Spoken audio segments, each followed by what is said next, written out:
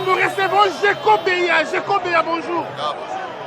Yes, solo Jekobea. Nini oyo sala lelo ozana kombo ba kasi bano belaka Jekobea.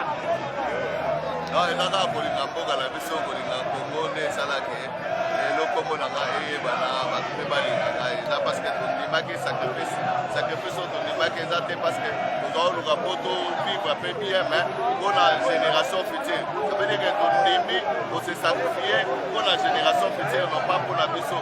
Ce qui est ton image pour la mission, mais peut-être pas Kabila, mais nous se retrouvons à la Kabila. Mais le rôle de Tokoya, qui n'est pas Kabila, nous sommes là, voilà pourquoi va nous parler. Jekobea, force du progrès. Pour dire que tu vas pas dans la kasi boy. Parce que Bazali première force il y a une épaisse. Alors Jekobea, Bansango va zo kundisa bino, va kundisa Fachi. Dans le 2023 élection, dans le non, va jamais kundisa Moi. Oui, que malgré Basaba, Basala, mais Bakoka Bokota na Moi. Ça veut dire que Fachi a la vérité.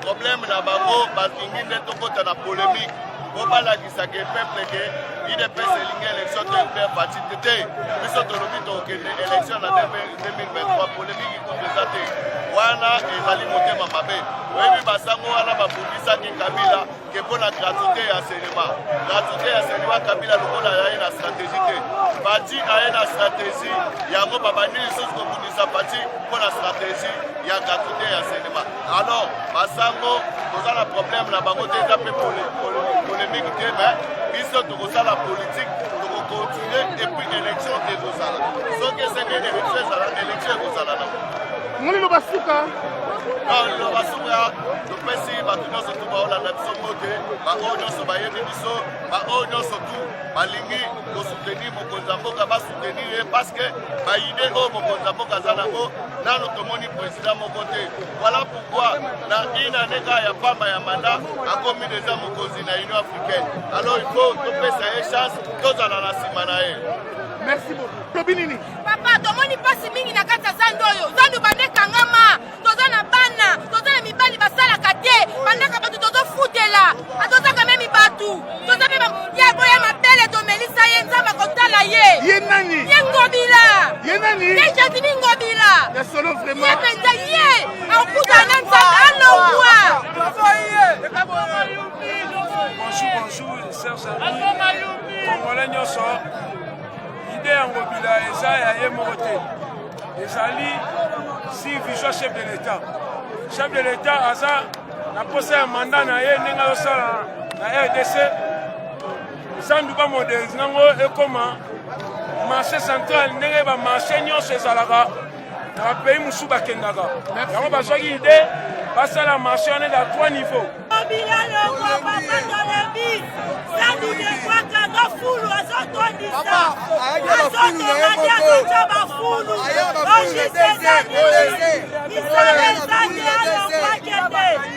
Kami mapasi pona Ngobila biso tokolisika bana na nzandu bana na biso bokolika na nzandu totangisa bana na nzandu tala gouverneur oyo azosala bamama age na biso wana nakoteka wapi nakolia ndenge nini age na biso.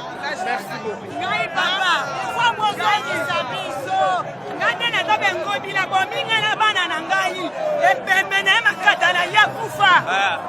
Maliloba. Biso bande tozaboye tozabana toliaka na kati ya zando mais tozomona makambo papa Ngobila azosala makambo moko ya bien takandi fulu place moko zando ndenge akangaki tuka liboso tomoni mosala oyo asali te papa ndenge yo moko ye alongwa kaka bacina nini te na Ngobila te Ngobila kende abuki biso na zandu kuna osidi na ye asalango mabe abongisa yango te zandu kuna ekobisali te abezo akende toalitinga esu te Ngobila akende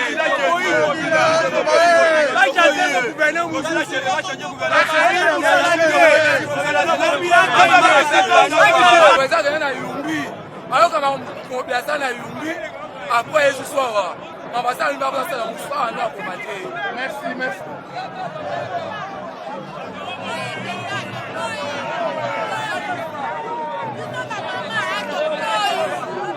Oboyi nini? Oboyi, toteki fati. Alors, on a mis son Ngobila. On a tokufa bana baliaka na zandu